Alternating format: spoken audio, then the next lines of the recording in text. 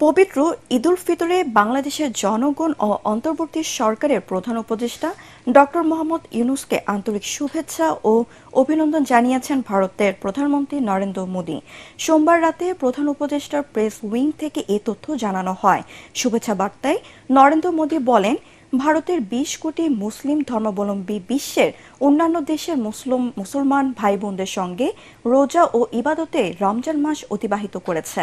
এ সময় তিনি সারা বিশ্বের মানুষের শান্তি ও কল্যাণ কামনা করেন। এদিকে পাকিস্তানের প্রধানমন্ত্রী শাহবাজ শরীফ প্রধান উপদেষ্টা মোহাম্মদ ইউনূসকে ফোন করে ঈদের শুভেচ্ছা জানিয়েছেন। তিনি আগামীতে সুবিধাজনক সময়ে পাকিস্তান সফরের জন্য অধ্যাপক ইউনূসকে আমন্ত্রণ জানান। এ সময় ডক্টর ইউনূসও পাকিস্তানের জনগণকে ঈদ শুভেচ্ছা জানান।